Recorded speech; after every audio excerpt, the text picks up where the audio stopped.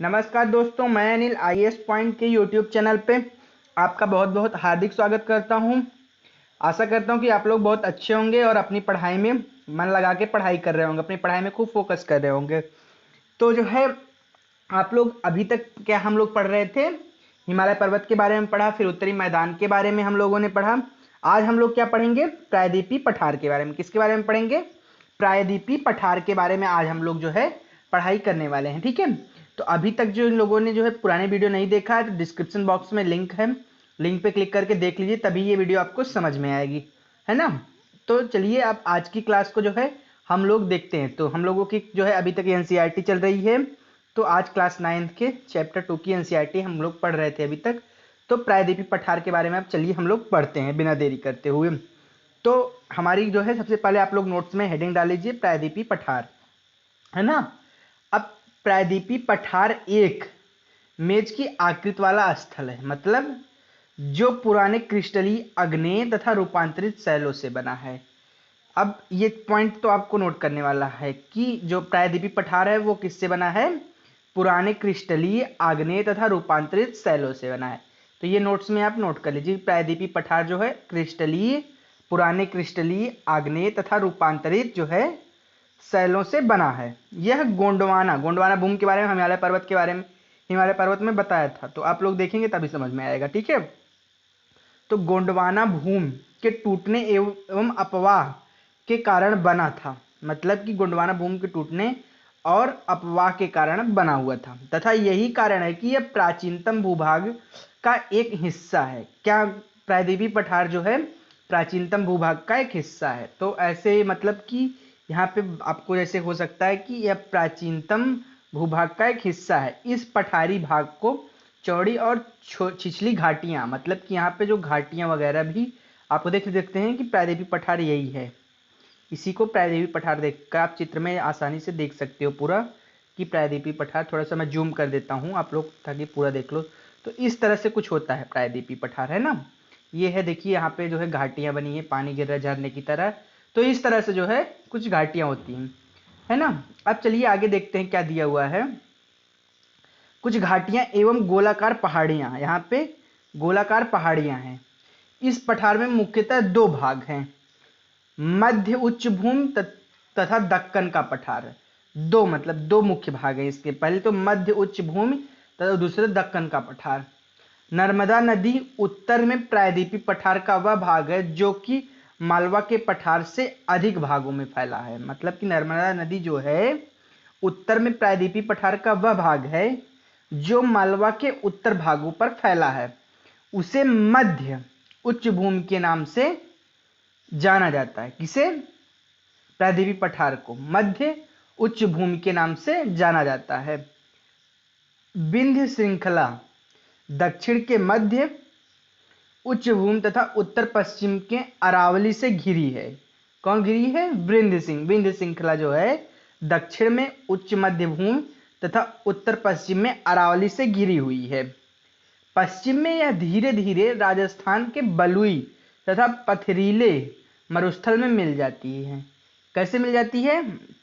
पश्चिम में जो है यह धीरे धीरे राजस्थान के बलुई तथा पथरीले मरुस्थल में मिल जाती है। इस क्षेत्र में बहने वाली नदियां चंबल और सिंध, बेतवा, केन जो है ये सब नर्मदा नदी में मिल जाती हैं। दक्षिण पश्चिम में उत्तर पूर्व की ओर बहती हुई इस प्रकार की इस क्षेत्र के ढाल को दर्शाती है। क्या? नर्मदा नदी। उच्च भूमि पश्चिम में चौड़ी लेकिन पूर्व में संकीर्ण है। मध्य जो है मध्य उच्च भूमि पश्चिम में चौड़ी है लेकिन पूर्व में जो है संकीर्ण है, थोड़ा पतली हो जाती है ना। इस प्रकार के पूर्वी विस्तार को स्थानीय रूप से बुंदेलखंड तथा बघेलखंड के नाम से जाना जाता है। बुंदेलखंड या बघेलखंड के नाम से जाना जाता है। इसके पूर्व के विस्तार को दामोदर नदी तथा अपवाहित छोटा नागपुर पठार दर्शाता है। मतलब कि जो है इसके पूर्व में जो भूमि विस्तार है, इसके पूर्व में विस्तार को दामोदर नदी तथा अपवाहित छोटा नागपुर पठार दर्शाता है। ठीक है, तो यहां तक समझ गए आप लोग। अब आगे देखते हैं। आगे दिया है दक्षिण का पठार एक त्रिभुज भूभाग है। कौन सा? दक्षिण का जो पठार है वह एक त्रिभुज का जो है मतलब त्रिभुज का भूभाग है।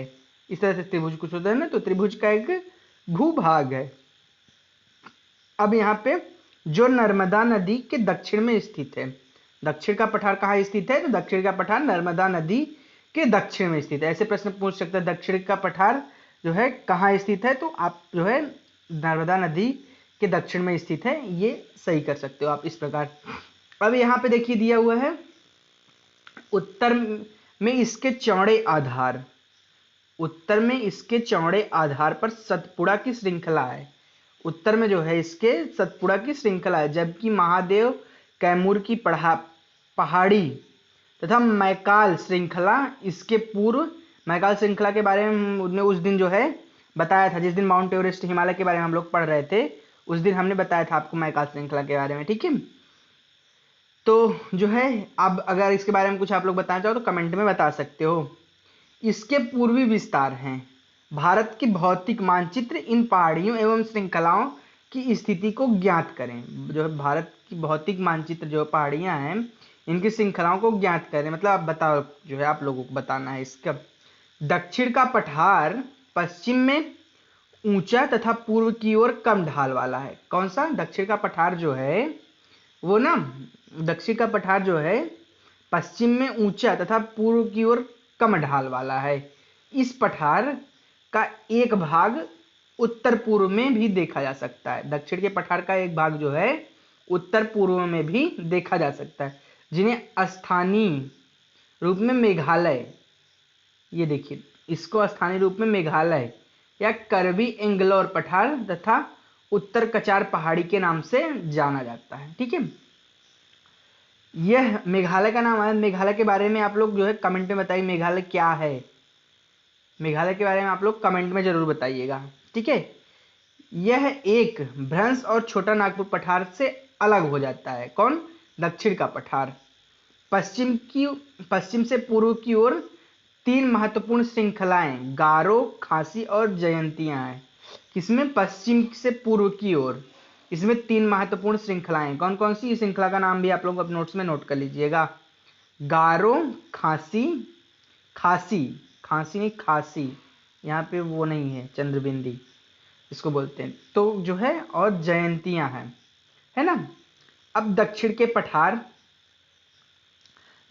पठार के पूर्वी एवं पश्चिमी सिरे पर क्रमशः पूर्वी तथा पश्चिमी घाट स्थित है।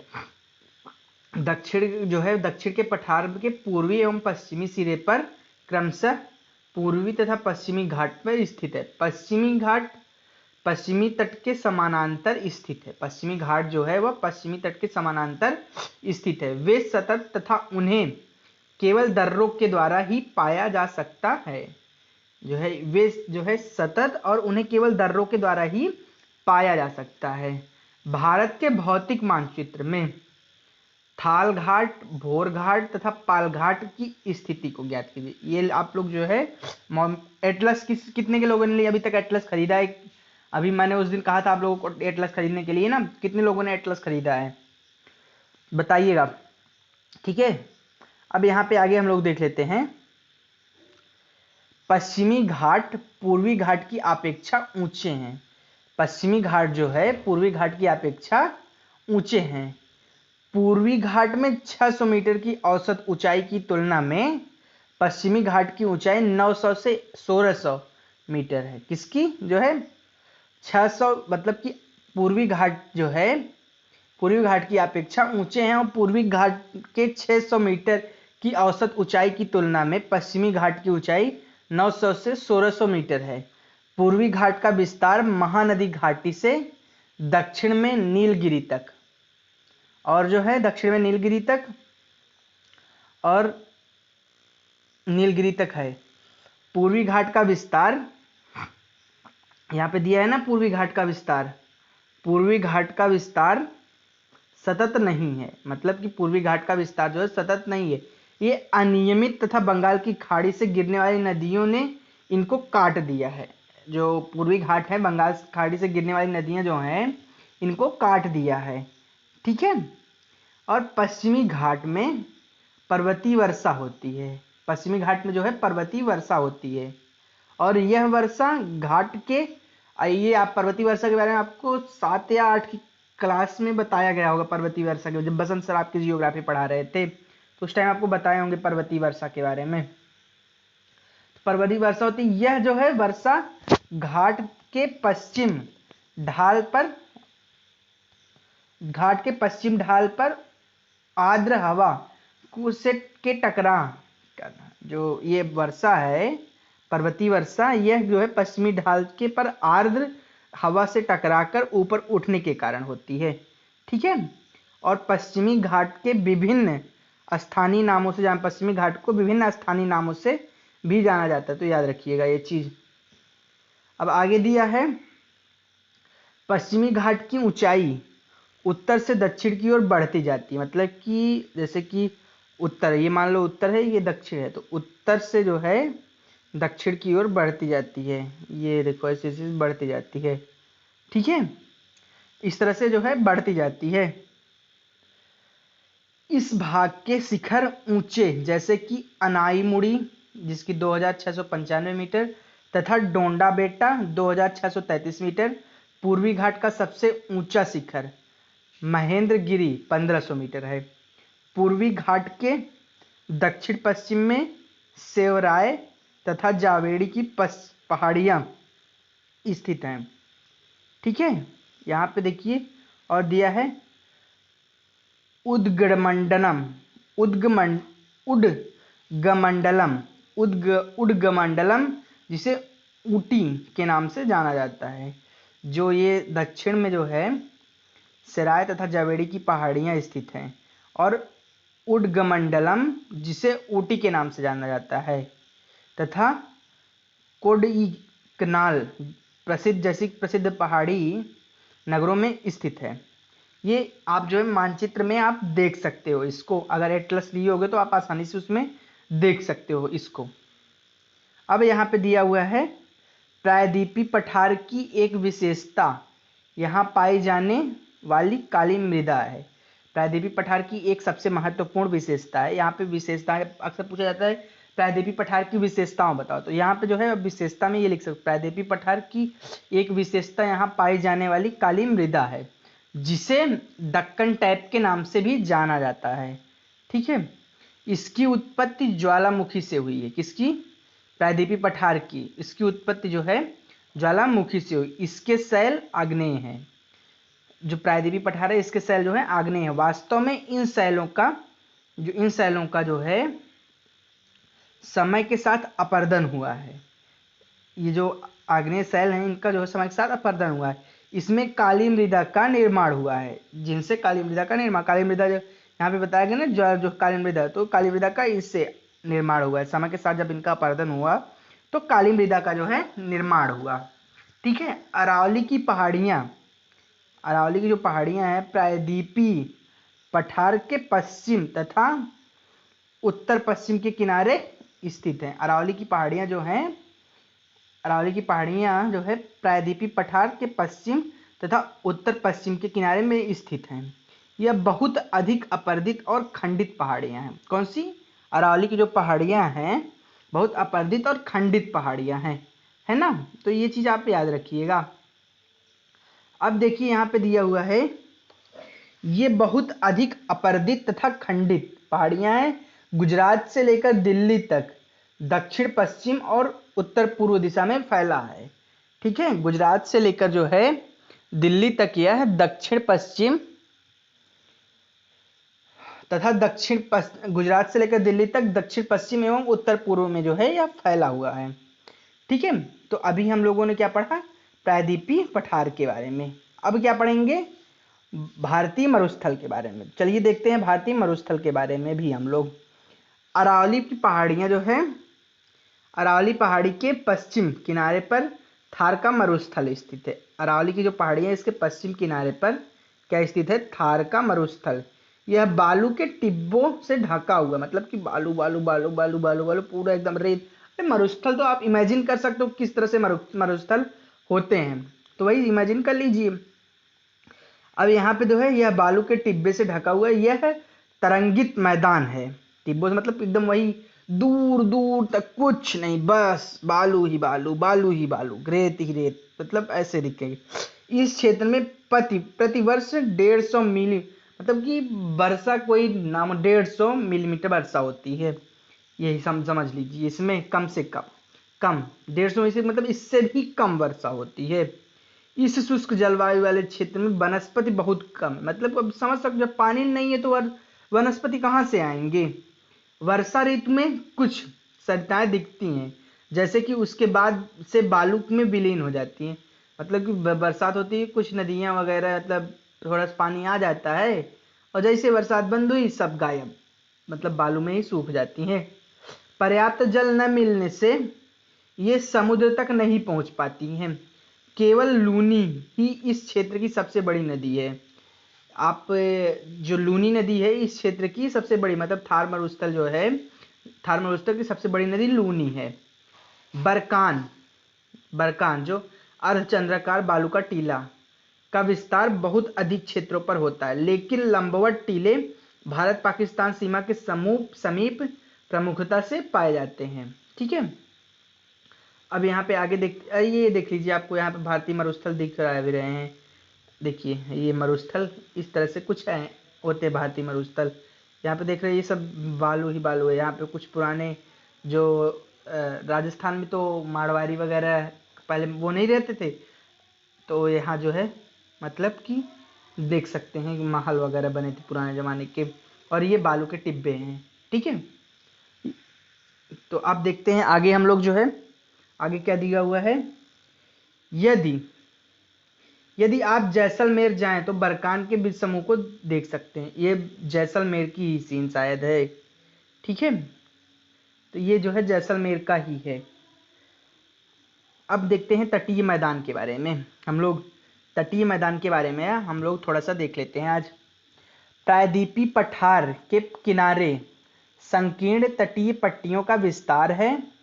प्रायद्वीपीय पठार जो हैं इसके किनारे संकीर्ण पट्टियां जो हैं, संकीर्ण तटीय पट्टियों का विस्तार है। ठीक है, और यह जो है पश्चिम में अरब सागर की से लेकर पूर्व में बंगाल की खाड़ी तक विस्तृत है। कौन सा? प्रायद्वीपीय पठार के किनारे जो संकीर्ण तटीय पट्टियां का विस्तार है, यह पश्चिम में अरब सागर से लेकर पूर्व में बंगाल की खाड़ी तक विस्तृत है। पश्चिमी तट घाट तथा अरब सागर में के बीच स्थित यह संकीर्ण मैदान है। इस मैदान के 3 भाग हैं। तट के उत्तरी भाग को कोंकण, मुंबई तथा गोवा, जिसको मतलब उत्तरी भाग में कोंकण और मध्य भाग में कन्नड़ मैदान एवं दक्षिणी भाग में मालाबार तट कहा जाता है। किसको? तटीय मैदान में जो है प्रायद्वीपीय पठार संकीर्ण पट्टियां हैं का विस्तार है। यह पश्चिम में अरब सागर से लेकर पूर्व में बंगाल की खाड़ी तक विस्तृत है। कौन सी? तटीय मैदान। कहाँ से? अरब सागर से लेकर बंगाल की खाड़ी तक विस्तृत है। और पश्चिम तट पे जो है पश्चिमी तट, अरे केरल, मतलब कि आप इमेजिन करो कि बंगाल की खाड़ी, जैसे कि ये ऐसे ही ना, ऐसे ही कुछ मैप है। एक सेकंड में मैप कुछ बनाने की कोशिश करता हूँ। ऐसे कि जो है यहाँ से ऐसे गुजरात ऐसे होते हुए जो है ये ऐसे ऐसे ऐसे ऐसे ऐसे, फिर ऐसे जो है ऐसे, फिर ऐसे ऐसे ऐसे कुछ ऐसे, इसी तरह का इस टाइप का मैप है ना अपना। ये जो है यहाँ पे ऐसे केरल ऐसे ऐसे, देखिए यहाँ पे इधर बंगाल की खाड़ी हो गई, इधर जो है अरब सागर जो है इधर हो गया ना, इस साइड में अरब सागर। तो ऐसे ही कुछ मैप है। मान लो एक इमेजिन है, यहाँ पे सही से बन नहीं पाया है, तो जो है कि ऐसे इस साइड से ऐसे ऐसे फैला हुआ है तटीय मैदान जो ऐसे है ना। तो यहाँ पे दिया गया है, क्या दिया गया है यहाँ पे, अरब सागर के जो है पश्चिमी तट घाट बंगाल की खाड़ी में विस्तृत है। मतलब कि यहाँ पे दिया है या पश्चिम में अरब सागर से लेकर पूर्व में बंगाल की खाड़ी, तो वही ऐसे जो है इस हिस्से में ऐसे फैला हुआ है ना। तो अब देखते हैं, चलिए आगे देखते हैं हम लोग। आगे क्या दिया हुआ है? बंगाल की खाड़ी के साथ विस्तृत मैदानों को चौड़ा एवं समतल है। बंगाल की खाड़ी के साथ विस्तृत मैदान चौड़ा एवं समतल है। उत्तरी भाग में इसे उत्तरी सरकार कहा जाता है। किसको? बंगाल की खाड़ी को उत्तरी भाग में जो है बंगाल की खाड़ी के साथ विस्तृत मैदान चौड़ा एवं समतल तटीय मैदान को उत्तरी भाग में उत्तरी सरकार कहा जाता है, जबकि दक्षिणी भाग में कोरोमंडल तट के नाम से जाना जाता है। तटीय मैदान जो है इसको उत्तरी भाग में जो है उत्तरी सरकार के नाम से, जबकि दक्षिण में कोरोमंडल नाम से जो है जाना जाता है। बड़ी नदियां इसकी जैसे कि महानदी, गोदावरी और जो है महानदी, गोदावरी,